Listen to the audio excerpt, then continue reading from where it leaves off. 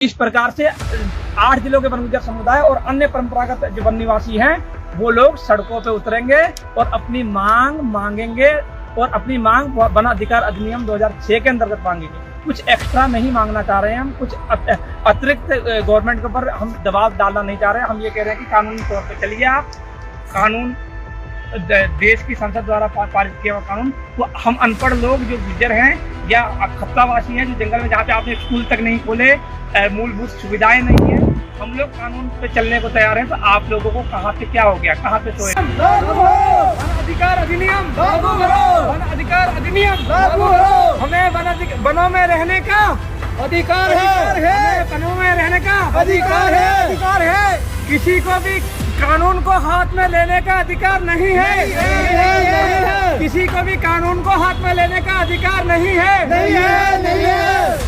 बंद करो, वन गुज्जरों का उत्पीड़न बंद करो। कानून को हाथ में फॉरेस्ट डिपार्टमेंट कभी ना ले।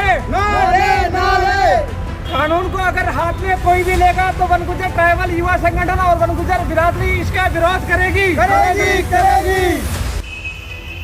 मैं सरताज आलम, खबर 7 से। हम लोग उत्तराखंड के हल्द्वानी में, और हल्द्वानी में इस समय हम लोग मौजूद हैं बुद्ध पार्क में। आज यहाँ पर हैं वन गुज्जर। उनका सीधा सा कहना है, आजकल आप सभी लोग जानते हैं कि उत्तराखंड सरकार की ओर से जो वन हैं, जंगल हैं, फॉरेस्ट का इलाका है, वहाँ पर जो धार्मिक संरचनाएं नाम दिया जा रहा है, यानी कि मज़ारों को ध्वस्त किया जा रहा है, और कुछ जगहों पर वन जो गुज्जर हैं उनके डेरों को भी हटाया गया है। वन गुज्जरों को हटाने की कार्रवाई भी चल रही है। ये जो कार्रवाई है ये कानून के नाम पर हो रही है। कहा यह जा रहा है कि फॉरेस्ट का जो इलाका है वहां पर ये इंक्रोचमेंट कर ये मज़ार बनाए गए हैं, या जो गुज्जर हैं वो इंक्रोचमेंट कर उन लोगों ने ये सब घेर लिया है, कहा यह जा रहा है। लेकिन यहाँ पर मेरे साथ इशाक गुज्जर हैं जो कि ट्राइबल युवा संगठन के जो गुज्जर समाज का बना हुआ है, और उनका सीधा सा यहाँ पर कहना है, और आज वो कंजर्वेटर हल्द्वानी से भी इस बात पर मिले कि जो फॉरेस्ट एक्ट है ये उसका भी उल्लंघन है, उत्तराखंड हाई कोर्ट के आदेशों का उल्लंघन है, और जो शासनादेश लिखे गए हैं उस शासनादेश का मैं आपको शासनादेश संख्या 123X2 2021 15/30/2019 10/6/2021 को ये शासनादेश भी हुआ है। इस सब की मुखालफत करके ये सब कार्रवाई की जा रही है, ये इनका कहना है। तो आइए इनसे बात करते हैं और पूरी बात जानने की कोशिश करते हैं कि आखिर इनका पक्ष क्या है। तो ये इशाक गुज्जर मेरे साथ हैं जो कि प्रवक्ता हैं वन गुज्जर ट्राइबल युवा संगठन के। तो आइए बात करते हैं इशाक गुज्जर साहब। इशाक गुज्जर साहब, आजकल फॉरेस्ट में जितने भी धार्मिक संरचनाएं हैं, खासकर उसमें जो मज़ार हैं उनको हटाया जा रहा है, कुछ जगहों से गुज्जरों को भी हटाया जा रहा है। आरोप ये है कि ये सब अतिक्रमण है और इनका कोई सबूत नहीं है, और फॉरेस्ट ये काम कर रही है सरकार के आदेश पर, और बाकायदा मुख्यमंत्री लगातार इसमें बयान भी दे रहे हैं, और लैंड जिहाद का नाम भी दिया जा रहा है। इसमें आपका क्या कहना है? बहुत सारे दस्तावेज आपके हाथ में है, ये आप देखें, गुज्जरों को आप देखते होंगे। गुज्जरों की पहचान अमूमन ये होती है कि पशुपालन करते हैं और जंगल में रहते हैं, लेकिन ये बहुत सारे दस्तावेज इनके हाथ में हैं। इस पूरे मामले में बात करेंगे। जी सर। जी बिल्कुल, आप सही कह रहे हैं। चीजें क्या हो रही है कि अतिक्रमण के नाम पे वन गुज्जरों को हटाने का प्रयास हो रहा है। न सिर्फ प्रयास हो रहा है, उनको हटाया जा रहा है। पारंपरिक तौर पे सदियों से जो वन गुज्जर समुदाय, जिस समुदाय ने जम्मू कश्मीर में रह के, आपने सुना होगा कारगिल युद्ध के समय में सबसे पहले इंडियन आर्मी को अगर किसी समुदाय ने खबर दी तो वो समुदाय वन गुज्जर समुदाय है। उस समुदाय को आज अतिक्रमणकारी घोषित किया जा रहा है और वो हटाने का प्रयास किया जा रहा है। बहुत ही दुख होता है कि जो हमने फॉरेस्ट राइट एक्ट के अंतर्गत हम लोगों ने उत्तराखंड के 8 जिलों में दावे प्रपत्र फॉरेस्ट राइट एक्ट के अंतर्गत प्रारूप क और प्रारूप ग के अंतर्गत हमने ये दावे प्रपत्र समाज कल्याण में जमा कर रखे हैं। जो हमारे दावे प्रपत्र हैं उनके जो SDM लेवल पे सुनवाई तक नहीं हो रही है, ये भी एक दुख का विषय है। आज समय ऐसा है कि अभी वन विभाग की टीम आ रही है कि बोल रही है कि भाई मुख्यमंत्री का आदेश है, और ये जो धार्मिक स्थल है, खासकर मजार और ये कब्रिस्तान और कुछ एक जगह मंदिरों को भी चिन्हित करा करके सुनने में आ रहा है, इनको ध्वस्त किया जा रहा है। अभी तक जहाँ तक यहाँ पे तराई पूर्वी वन प्रभाग और तराई केंद्रीय वन प्रभाग और तराई पश्चिमी वन प्रभाग की बात करूँ, कुमाऊं मंडल की, और कहीं कहीं पे गढ़वाल मंडल पे भी मजारों को बिगर वो कुछ चिन्हित करे तोड़ा जा रहा है। उसमें जो अधिकारी बनाया है वो फॉरेस्ट डिपार्टमेंट ने अपना एक फॉरेस्टर लेवल का अधिकारी को अधिकृत किया है कि उसको चिन्हित करने के लिए। हमने जो दावे प्रपत्र प्रारूप ख भर रखा है, जिसमें सामूहिक दावे हमने भर रखे हैं, उसमें साफ तौर पे नियम 13 बोलता है फॉरेस्ट राइट एक्ट का कि ये हमारे सबूत के तौर पे जो मजार हैं, पुराने मंदिर हैं, पुराने कुएं हैं, पुराने कोई कब्रिस्तान है, पुराने कोई चबूतरा है, इनका फोटो लगा के दावे प्रपत्रों में हमने सामूहिक दावे में जमा कर रखा है। ये हमारे प्रूफ को नष्ट करने की एक साजिश रची जा रही है। हमारा ये मानना है कि ये हमारे प्रूफ जिस समय खत्म होंगे, अगला टारगेट जो है वन गुज्जर बनेगा, वनवासी बनेगा। और इस तरीके से डिवाइड एंड रूल की पॉलिटिक्स चल रही है। तो और ये नियम 13 का साफ तौर पे उल्लंघन है। नियम 13 क्या कहता है? नियम 13 ये बोलता है कि जो पुराने मंदिर, जैसे बोला मजार, मंदिर, मस्जिद या गुरुद्वारे या कुआं, ये हमारे एक साक्ष्य है, एक प्रूफ है कि यहाँ पे इंसान रहता था। और वो प्रूफ हमने उसके फोटो वगैरह हमने जमा कर रखे हैं यहाँ पे SDLC में, जो SDL लेवल की कमेटी है, उसमें जमा कर रखे हैं। तो जब हमारे प्रूफ ही नष्ट कर दिए जाएंगे तो फिर हमारा जो FRA का जो दावा है वो ऑटोमेटिकली कमजोर होगा। यानी कि इसका मतलब अभी जो मजार या धार्मिक संरचनाओं को जो भी ध्वस्त किया जा रहा है, तो अगला निशाना वन गुज्जर है, आप ये कह रहे हैं? जी बिल्कुल, अगला निशाना वन गुज्जर। और कहीं कहीं पे ये लोग अपना जो एग्रेसिवली जो काम कर रहे हैं, कहीं पे देखने को आ रहा है। पूर्वी तराई पे भी पिछले दिनों की बात है, पिछले हफ्ते की बात है, बल्कि आज भी मुझे खबर आई कि वहाँ पे भी खाई वगैरह खोदी जा रही है जंगलात द्वारा। वहाँ पे दो चार लोग गुज्जरों के बाड़े भी ध्वस्त कर दिए। बाड़े कहाँ पर? ये पूर्वी तराई की बात है, ज्वालासाल रेंज में। अच्छा, ज्वालासाल किस एरिया में पड़ता है सर? ये तराई पूर्वी डिवीजन है और ज्वालासाल रेंज है। अच्छा, ज्वालासाल रेंज में। जी, तो मुझे ये नियम 13 जो है फॉरेस्ट एक्ट का, ये मुझे आप बताएंगे जरा, ये क्या कहता है? नियम 13 ये बोलता है सर कि जो हमारे पुराने संरचनाएं हैं, जैसे मजार हैं, मंदिर हैं, कुएं हैं, जो भी चीजें हैं, ये हमारे साक्ष्य हैं, ये हमारे प्रूफ है कि हम लोग यहाँ पे रहते थे, तभी तो मजार हैं। यानी कि आपको यहाँ पे रहते थे तभी तो कब्रिस्तान है। अच्छा, यानी कि आपके रहने का, आपको जमीन का अधिकार देने का साक्ष्य के रूप में ये सब चीजें हैं। बहुत बड़ा प्रूफ है। अच्छा, अब ये सबूत अगर मिट जाएंगे तो फिर आपका फिर कैसे आप प्रूफ करेंगे? हाँ, कल कैसे प्रूफ करेंगे, जबकि इन सबूतों को आपने सब सरकारी ऑफिसों में जमा कर रखा है? जी बिल्कुल, हमने जमा कर रखा है। जैसा आपने पहले भी जिक्र किया कि भाई वन गुज्जर समुदाय उतना ज्यादा पढ़ा लिखा नहीं है। हाँ। तो हमारे पास उतने ज्यादा डॉक्यूमेंट नहीं है। कोई कहीं पे फॉरेस्ट डिपार्टमेंट द्वारा जारी किए हुए परमिट हैं, कहीं पे हमने ओरकाई डिपार्टमेंट उत्तराखंड से 1857 तक का रिकॉर्ड यहाँ पे जमा करा हुआ है। उसके अलावा हमारे प्रूफ ये भी हैं जो हमारे मेन प्रूफ के तौर पे हम इनको मानते हैं। आप बात कर रहे हैं कि उत्तराखंड के हाई कोर्ट के आदेश का अवहेलना है। मुझे ये बताएं वो क्या आदेश है जिसकी अवहेलना है, या किसने ये बात करी, कैसे ये समिति में बात आई? जी मैं बिल्कुल एक हमारा PIL चल रहा है हाई कोर्ट में, PIL संख्या 140/2019 ये चल रहा है। इसमें हाई कोर्ट ने एक आदेश दे रखा है। इस आदेश में मैं आपके साथ आदेश भी शेयर करूंगा। इस आदेश में स्पष्ट तौर पे हाई कोर्ट का कहना है कि जब तक दावों का निस्तारण नहीं हो जाता तब तक यथास्थिति बरकरार रहे। यानी कि जहाँ पे वन गुज्जर है वहाँ पे उनको वैसा रहने दिया जाए और नया कोई भी आदमी ना आए, यथास्थिति स्टेटस मेंटेन रहे करके हाई कोर्ट का आदेश है। दूसरा एक समिति बनी है हाई कोर्ट के आदेश के मुताबिक, एक उत्तराखंड सरकार ने समिति बनाई है। उस समिति का जो कार्यवृत्त है 2021 का, उस कार्यवृत्त में बिंदु संख्या 1 में बोला है, जो हमने प्रेस नोट में भी उल्लेखित कर रखा है कि बिंदु संख्या 1 में बोला है कि यथास्थिति बरकरार, हाई कोर्ट के आदेश जो अतिक्रमण हटाना करके नाम से किसी भी वन गुज्जर को बेदखल नहीं किया जाए करके उसमें कार्यवृत्त में भी है। तो आप ये मुझे दिखा सकते हैं कहाँ पर है? जरा आप मुझे कोशिश करिए, मुझे आप दिखाइए। और आप देखें काफी पढ़ी लिखी बातचीत हो रही है, कानून की बातचीत हो रही है, आदेशों की बातचीत हो रही है, सरकार की बातचीत हो रही है।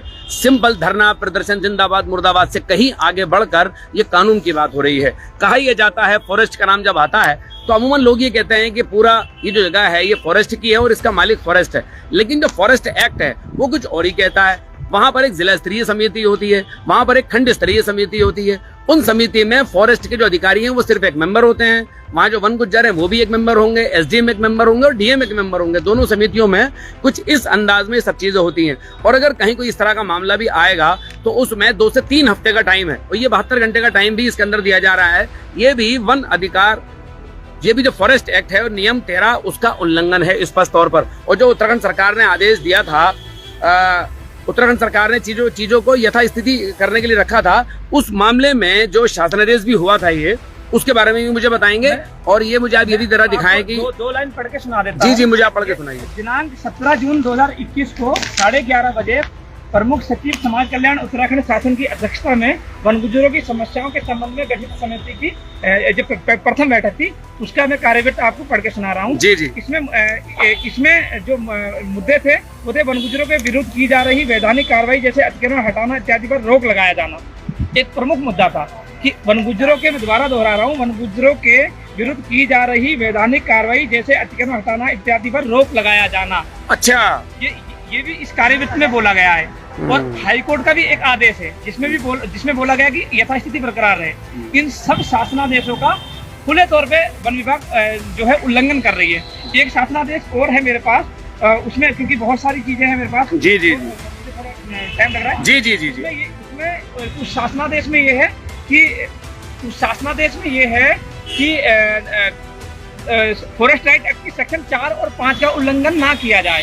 ये 2022 का आदेश है। ठीक है, अक्टूबर महीने 2022 का आदेश है। ठीक है, कि उसका उल्लंघन ना किया जाए। फॉरेस्ट राइट एक्ट की सेक्शन 4 और 5 क्या कहती है? सेक्शन 4 और 5 ये कहती है जो हाईकोर्ट का आदेश है कि यथास्थिति बरकरार रहे। हाँ। आप जब तक दावों का निस्तारण नहीं हो जाता, हाँ, तब तक कोई भी किसी को बेदखल नहीं किया जा सकता। दावों का निस्तारण कौन करेगा और कैसे होगा? हाँ बिल्कुल, दावों का निस्तारण क्योंकि समाज कल्याण में दावे जमा है। एसडीएलसी है जो उपखंड स्तरीय समिति है, उसके अध्यक्ष एसडीएम होते हैं। एसडीएम जो है दावों की सुनवाई करेंगे। वन गुज्जर भी उसमें सदस्य होगा? बिल्कुल, वन गुज्जर का जो एफआरसी है, फॉरेस्ट राइट कमेटी है, उसका जो अध्यक्ष है वो उसका सदस्य रहेगा। ठीक है, तो अपने प्रूफ वो पेश करेंगे और वन विभाग भी एक मेंबर के रूप में होगा। और एसडीएलसी से जब दावे पास हो जाएंगे डीएलसी में जाएंगे, यानी कि डीएम लेवल की कमेटी में जाएंगे और डीएम लेवल का अधिकारी हमें अधिकार पत्र देगा। चाहे जब तक पेंडिंग है चीजें, जब तक प्रक्रिया में है, प्रोसेस में है, तब तक सेक्शन 4 और 5 कहता कि हमें वो जंगलात जो है अतिक्रमण के नाम पे बेदखल नहीं कर सकती। हम लोग वहाँ के निवासी हैं, वन विभाग तय नहीं करेगा। अच्छा साहब, एक बात ही बताइए, अमूमन मजार तो शहरों में होते हैं, लेकिन जंगलों में ये मजार जिस तरह से बने हैं और इनको कहा जा रहा है, मुख्यमंत्री खुद ये कहते हैं कि कई जगहों पर देखा गया है कि वहाँ मानव अवशेष नहीं है। ये भी कहा जा रहा है कि मजार जो है फर्जी हैं। कुछ इस तरह की बातें भी सरकार के जरिए से कही जा रही हैं। तो जंगल में कहाँ से मजार आ गए, ये भी एक बड़ा सवाल है। जी बहुत बढ़िया सवाल है आपका, क्योंकि जैसा मैंने कहा कि सदियों से वन गुज्जर समुदाय वनों में रहता है। तो वनों में जब रहता है तो वनों में मरता है। स्पष्ट भाषा में मैं बोलूँ तो जब वन गुज्जर समुदाय है तो वन गुज्जर समुदाय के जो पीर फकीर है वो भी तो वनों में रहते हैं। बिल्कुल, नॉर्मली वनों में ही रहते हैं पीर फकीर ज्यादातर। बिल्कुल, तो वनों में मजार वगैरह नहीं होंगे कहना जो धारणा है वो बिल्कुल गलत है। तो वन गुज्जर समुदाय है वहाँ पे और पीर फकीर भी है, तो वहाँ पे मजार वगैरह है। और आज के मजार नहीं है, सैकड़ों साल पुराने मजार है। उसको आइडेंटिफाई करने की आवश्यकता है कि वो अभी नए हैं या पुराने हैं। और पहली बात तो वन गुज्जर समुदाय वहाँ पे निवासरत है, तो नए मजार या नया मजार के नाम में कोई भी ढकोसला नहीं होने देगा। अच्छा, ये एक दूसरी बात, ये देखिए, ये बड़ी इंपॉर्टेंट, ये बहुत इंपॉर्टेंट बात यहाँ पर कही जा रही है। प्रवक्ता हैं ये इशाक प्रवक्ता हैं, इशाक गुज्जर, और ये कह रहे हैं कि जो गुज्जर है वो कोई भी नया मजार या नया धार्मिक संरचना नहीं बनने देगा, क्योंकि ये सवाल खड़ा करेगा उनके तमाम पुराने सबूतों पर। ये भी एक मामला है, जो पुराने साक्ष्य हैं उन पर भी सवाल खड़ा हो जाएगा होगा अगर कोई नई चीज होगी, क्योंकि पुराने दस्तावेजों में उसका जिक्र नहीं होगा। जी, इसको बताएं। हाँ, तो हम लोग नया अतिक्रमण तो खुद ही नहीं होने देंगे भाई। वन गुज्जर बोलते हैं, वनों में निवास रहते तो वन गुज्जर है। हाँ। जब वन विभाग और वन गुज्जर का तो चोली तो दामन का साथ था और है। हाँ। और रहेगा। हाँ। क्योंकि वो वनों में रहता है, तभी उसके नाम के आगे भी वन गुज्जर लिखता, सिर्फ गुज्जर नहीं लिखता, उत्तराखंड का गुज्जर वन गुज्जर लिखता है। तो वनों में कुछ भी अतिक्रमण या वनों में धार्मिक संरचनाएं नए प्रकार का अतिक्रमण के तौर पे बाहरी लोगों को नहीं यहाँ पे आने दिया जाएगा हमारे द्वारा भी। तो ये कहना गवर्नमेंट का या फॉरेस्ट डिपार्टमेंट का कि यहाँ पे अतिक्रमण हो रहा है या वन गुज्जर समुदाय इस प्रकार से कर रहा है, ये सरासर गलत है। ठीक है, यहाँ पर आप लोगों ने अपने एक प्रेस नोट में लिखा है, ध्वस्तीकरण से पूर्व नियम अनुरूप ग्राम सभाओं अथवा ग्राम वनाधिकार समिति को उक्त के संबंध में न ही अपना पक्ष रखने का मौका दिया जा रहा है एवं न ही पवित्र स्थलों के वेद की जांच में स्थानीय व उक्त पवित्र स्थलों को अपनी आस्था मानने वाले लोगों को पक्ष को सुना जा रहा है। जी बिल्कुल, वन अधिनियम 1927 की धारा 61A बोलती है स्पष्ट तौर पे कि अगर आप वन विभाग को लगता है कि कोई नया अतिक्रमण है तो डीएफओ लेवल का अधिकारी वन अधिनियम 1927 की 61A के तहत नोटिस प्रेषित करेगा। नोटिस में वन गुज्जर जो है जिसके खिलाफ नोटिस प्रेषित हुआ है वो एक पार्टी होगा और वहाँ का वन क्षेत्राधिकारी दूसरी पार्टी होगा। एक वन क्षेत्राधिकारी अपना पक्ष रखेगा कैसे ये नया है और वन गुज्जर अपना पक्ष रखेगा कैसे ये पुराना है। डीएफओ वहाँ पे जज होगा। ये वन अधिनियम 1927 की धारा 61A बोल रही है। ठीक है। इनको नोटिस जो है 61A के तहत प्रेषित करना दिया। ये मनमाने ढंग से 72 घंटों का नोटिस टाइमलाइन दे के ये नोटिस प्रेषित कर रहे हैं। और बड़े ही दुख की बात ये है कि बूढ़ा खत्ता पीपल पड़ाव रेंज में अभी पिछले लास्ट संडे की बात है, एसडीओ वहाँ पे एसडीओ के नेतृत्व में वन विभाग की टीम आई संडे वाले दिन। मैं हाईलाइटेड कर रहा हूँ कि सरकारी अवकाश संडे वाले दिन एसडीओ के नेतृत्व में टीम आई और मजार को ध्वस्त कर दिया। जब मैंने पक्ष रखने का प्रयास किया तो पहले तो मुझे सुनने से इनकार कर दिया। अच्छा, आप ही के सामने मजार को ध्वस्त किया? बिल्कुल मेरे सामने, क्योंकि मेरा समाज उतना ज्यादा पढ़ा लिखा नहीं है, उतना ज्यादा कानून को नहीं समझ पाता है, इसलिए समाज एकत्रित नहीं हुआ। तो मुझे कानून को तो शहर के लोग भी नहीं समझते। हाँ, मुझे धक्के मार के निकालने का प्रयास करा। हालांकि वीडियोग्राफी मेरे पास नहीं है क्योंकि मेरे साथ कोई दूसरा साथी नहीं था। जी। तो धक्के मार के निकालने का प्रयास किया। जब मैंने बार बार दुहाई दी कि भाई एक बार बात करने दिया जाए, एसडीओ से बात हुई तो मैंने वन अधिकार अधिनियम 2006 की सेक्शन 4 और 5 का उल्लेख किया और मैंने हाई कोर्ट में जो हमारी PIL है 140/2019 उसका जिक्र किया और जो कार्यवृत्त मैंने 2021 का आपसे शेयर किया अभी उसका जिक्र किया। मैंने कहा स्पष्ट तौर पे फॉरेस्ट राइट एक्ट ये कहता है यहाँ पे आप ऐसे नहीं कर सकते और संडे वाले दिन आप नहीं कुछ कर सकते। आपने नोटिस हमारा पक्ष नहीं सुना। तो लास्ट में उन्होंने ये बोला कि मुख्यमंत्री जी का आदेश। मैंने बोला कि मैम ऐसा है, मुख्यमंत्री जी भी तो हमने चुने हैं। मुख्यमंत्री का आदेश कानून से ऊपर तो नहीं हो सकता है ना। मैंने ये बोला कि मुख्यमंत्री भी हमने चुने हैं तो कानून से सब कानून की ही शपथ लेते हैं, कोई भी नहीं हो सकता। जी। तो उन्होंने लास्ट में उनके पास जवाब नहीं था। उन्होंने ये बोला कि आप डीएफओ साहब से बात करें। मैंने जब बोला कि मैडम अगर डीएफओ साहब से बात करें तो मौके का अधिकारी आप है तो आप रोकिए, अभी आप अतिक्रमण के नाम पे जो दोस्तीकरण कर रहे हैं। तो कह रहे फिर अपने अधिकारियों को छोटे लेवल जो अधिकारी रेंज अधिकारी करते हैं उनको आदेश दिया उन्होंने कि भाई इनको धक्का मार के बाहर निकालो, फालतू में नेतागिरी कर रहा है। अच्छा, फालतू में नेतागिरी? आप कानून की बात कर रहे हैं तो आप नेतागिरी कर रहे हैं? हाँ, हमें सुनने को तैयार नहीं। ठीक है, मतलब आपको धक्के दे करके आपको वहां से निकाल दिया। ठीक है, तो लेकिन अब मैं ये कह रहा हूँ आज आप लोग यहाँ पर किस अधिकारी से मिले और अपनी ये शिकायत आपने दर्ज कराई है क्या? हाँ बिल्कुल, आज हम यहाँ पे हम लोगों को 9 बजे का टाइम 10 बजे पहुँच जाना करके बोला था। तो हम लोग पहुँच गए। किससे मिले आप लोग? जो वन संरक्षक हैं पश्चिमी वृत्त हल्द्वानी, ठीक है, उनसे मिले। कंजर्वेटर? हाँ ठीक है, उनसे हम मिले। उनके सामने हमने एक लेटर प्रेषित किया। अगर आप जूम करके हाँ मुझे आप दिखाइए जरा। इन्होंने रिसीविंग भी दी तो ये देखिए, ये एक वन संरक्षक हल्द्वानी उत्तराखंड और ये रिसीविंग भी है और ये इनका एक काफी ये लेटर है इसमें, ये जिन्होंने इसमें लिखा है जनपद उधम सिंह नगर नैनीताल के पूर्वी तराई वन प्रभाग, केंद्रीय वन प्रभाग, पश्चिमी वन प्रभाग हल्द्वानी में स्थानीय वन विभाग के कर्मचारियों द्वारा माननीय उच्च न्यायालय एवं वनाधिकार कानून 2006 की अवहेलना कर पुराने समय से रहते आ रहे वन गुज्जरों के घरों वार्डों को हटाकर बेदखल करने, वनाधिकारों के नियम 13 में निहित साक्ष्यों जैसे पवित्र स्थलों के ध्वस्तीकरण करने की कार्रवाई पर रोक लगाने के संबंध में। तो ये एक पूरा लेटर है और इस लेटर को आप देख सकते हैं। जी, ये मैंने दिखा दिया है, पूरा लेटर है, आप इसको पढ़ सकते हैं। काफी इसके अंदर कानूनों का जिक्र है, काफी नियमों का जिक्र है। 72 घंटे में जो कार्रवाई की बात आ रही है उसका भी जिक्र है। जी, तो उसके बाद कंजर्वेटर साहब ने क्या कहा मुझे ये बताइए। तो मुझे तो बड़ी दया आई कंजर्वेटर साहब से मिलके। मुझे तो अपने पे दया नहीं आई उन पे। वो मैं बार बार फॉरेस्ट राइट एक्ट का हवाला दे रहा था, वो बार बार मानने से इनकार कर रहे थे। बोल रहे थे कि भाई गुज्जर ऐसा करता है वैसा करता है। जब मैंने जिक्र करा कि भाई संगठन वन गुज्जर समुदाय और वन गुज्जर ट्राइबल युवा संगठन द्वारा सेला पर्व नाम का एक हमारा पर्व किया जाता है, तो उत्सव मनाया जाता है जुलाई के महीने पूरे 10 दिन, जिसमें हम जो नेचुरल स्पेसीज के जो पौधे हैं, बायोडाइवर्सिटी को संरक्षित करने का जो काम जो पौधे काम करते हैं उनको हम उगाते हैं, लगाते। बोले कि ये तो सुना ही नहीं मैंने। तो मैंने कुछ एक लेटर दिखाया उनको जिसमें हम इनवाइट करते हैं कुमाऊं मंडल और गढ़वाल मंडल के तमाम डीएफओ को भी हम इनवाइट करते हैं समय समय पे भी आप भी आइए और यहाँ पे पौधारोपण करते हैं करके।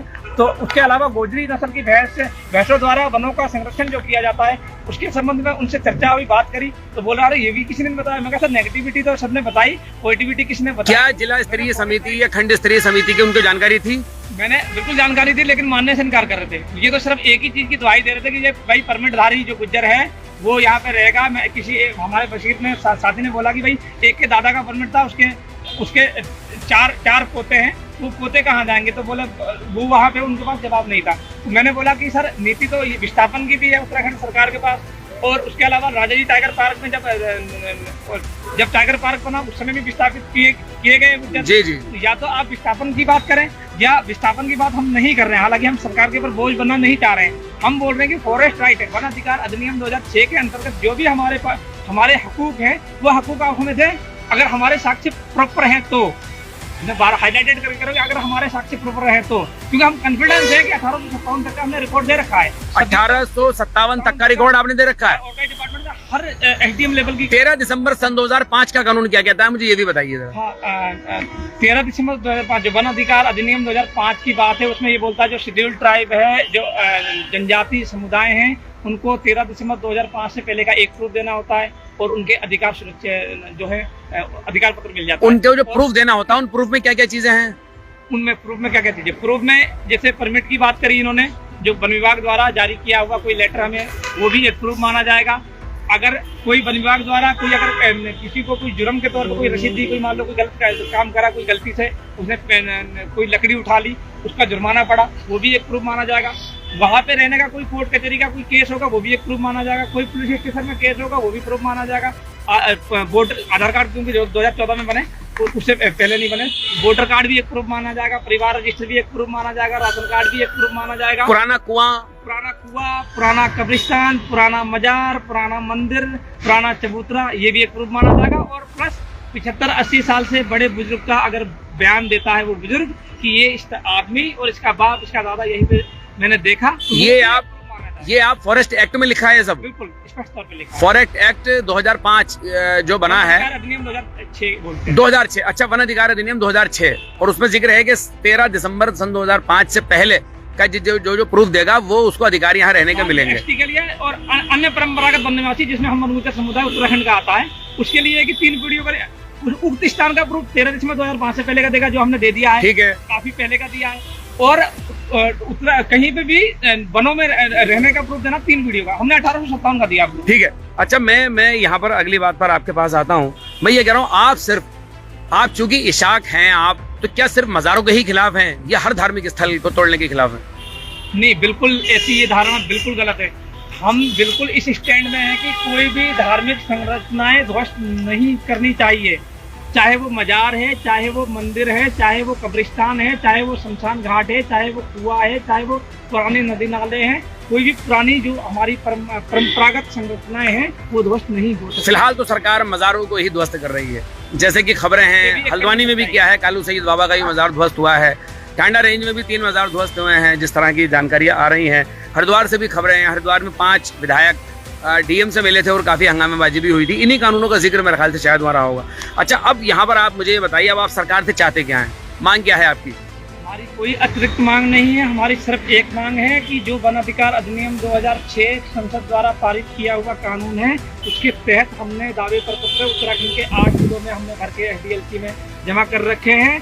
कि कहीं कहीं पे एसडीएलसी से फॉरवर्ड होकर डीएलसी तक पहुंचे हैं और कहीं कहीं पे मैक्सिमम जगह एसडीएलसी में ही पेंडिंग है। अधिकार पत्र देना तो बहुत दूर की बात, इन लोगों ने सुनवाई तक नहीं करी है। अगर ये सब जारी रहा, आगे क्या करेंगे? टाइम टू टाइम संगठन की तरफ से हम लेटरबाजी भी करते हैं। हम कहते हैं कि आप त्वरित गति पे जो है हमारी सुनवाई, आगे क्या करेंगे आप, और हमें अधिकार पत्र हमारे सुनिश्चित करें। ठीक है, आपने इसमें अनिश्चितकालीन धरना प्रदर्शन की बात करी है, उच्च न्यायालय के जो आदेशों की अवहेलना हो रही है, उसमें क्या करेंगे आगे? अगर इस प्रकार से डिपार्टमेंट, फॉरेस्ट डिपार्टमेंट इस प्रकार से असंवैधानिक तरीके से हम लोगों को दबाने का प्रयास करेगा तो वन गुज्जर समुदाय बिल्कुल भी दबने वाला नहीं है। वन गुज्जर समुदाय अगर आवश्यकता पड़ी तो 8 जिलों का वन गुज्जर समुदाय तथा अन्य गोड सत्तावासी जो अन्य परंपरागत वन निवासी, टांडे की बात करूं, जो यहाँ पे आकर पीपल पड़ाव रेंज में टांडा रेंज, वहाँ पे निवासरत जो गुजरों के अलावा भी जो लोग हैं उनको भी नोटिस दिया 72 घंटे का, और ध्वस्तीकरण की जो प्रक्रिया है, इस प्रकार से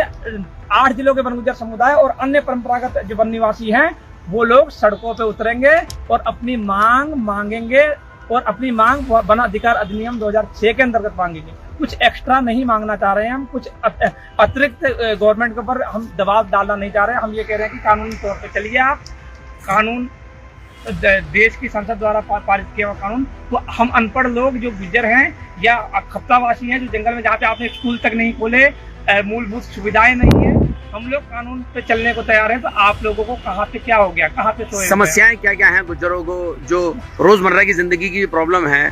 जल जंगल जमीन की लड़ाई सबसे ज्यादा आप लोग लड़ते हैं, लेकिन उसके बाद दिक्कतें क्या हैं? दिक्कत बहुत सारी है। हम लोगों को मानसिक तौर पे अपाहिज करने का काम तमाम सरकार की बात नहीं कर रहा हूँ, बिल्कुल काफी समय से, क्योंकि स्कूल खोलते नहीं है। गुज्जरों की समस्याएं भाजपा के समय की नहीं है, कांग्रेस के समय की भी हैं, सपा बसपा के समय की भी हैं, कोई सी सरकार रही हो। तो एक तो यहाँ पे स्कूल की व्यवस्था नहीं है। तमाम उत्तराखंड के जंगलों की बात कर रहा हूँ मैं, तो स्कूल की व्यवस्था बिल्कुल नहीं है। प्राइमरी लेवल का स्कूल तक नहीं है। और बोलते हैं कि सब बड़े नारे ऐसे ऐसे हैं। दूसरी, बिल्कुल भी स्वास्थ्य सेवा सुविधाएं नहीं है। 108 एम्बुलेंस चलती है, लेकिन वहाँ पे वनों में कोई सुविधा नहीं है। हस्बेंड्री डिपार्टमेंट द्वारा पशुपालक, अगर मुख्य व्यवसाय गुज्जर समुदाय का है तो गोजरी नस्ल की भैंसों का को पालने का काम है, जो पशुपालक का काम है। और यहाँ पे हस्बेंड्री डिपार्टमेंट द्वारा कोई भी सहायता नहीं दी जाती, ये भी समस्या है। कोई हमारे वहाँ पे वन गुज्जर समुदाय के ज़्यादातर जगहों में ये जो परिवार रजिस्टर नहीं है और पढ़ाई नहीं है। किस प्रकार से बहुत सारी जगह जल का संकट है, पानी का संकट है, मवेशियों के लिए दिक्कत है, पीने का पानी की दिक्कत है, नलके ठोकने में दिक्कत करते हैं कि यहाँ फॉरेस्ट लैंड में नहीं कर सकते।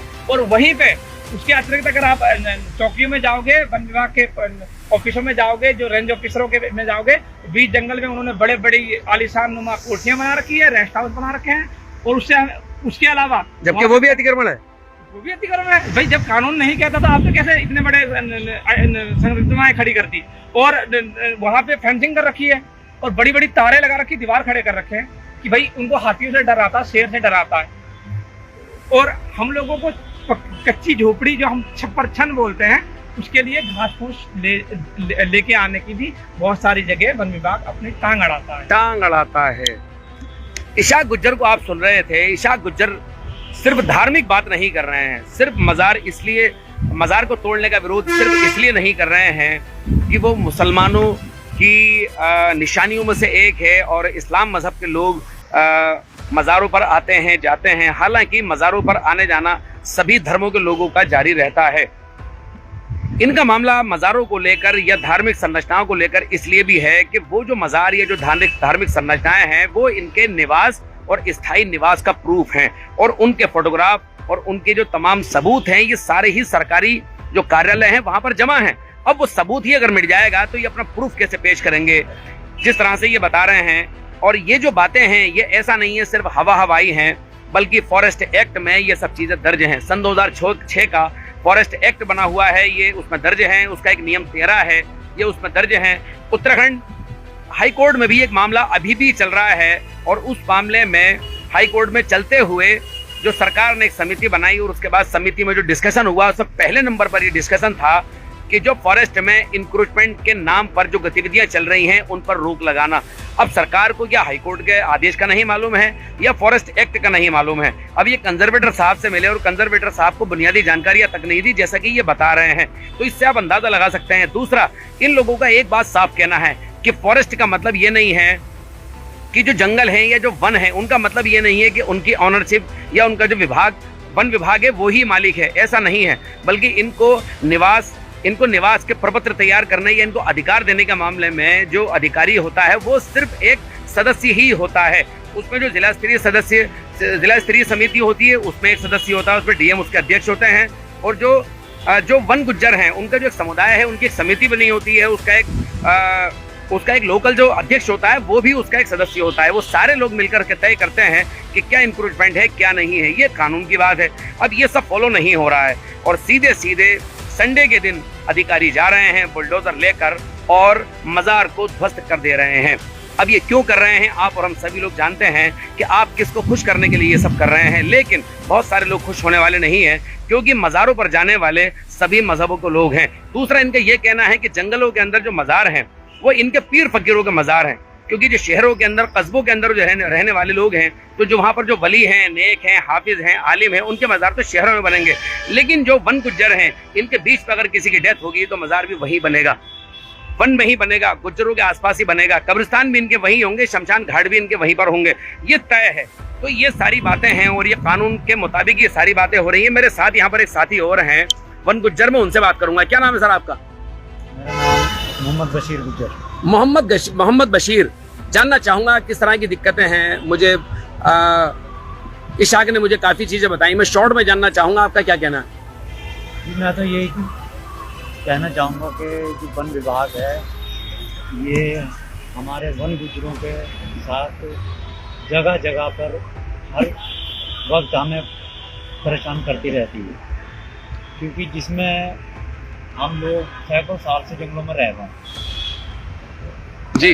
जितनी भी सरकार आई, कांग्रेस की सरकार हो चाहे और अन्य सरकार हो, लेकिन हमारा जो वन गुज्जरों का मामला जब भी सामने आया, हमारे दस्तावेज जितने भी हैं, जितने भी हम पेपर लेटरबाजी करते हैं, वो सब दब जाते हैं।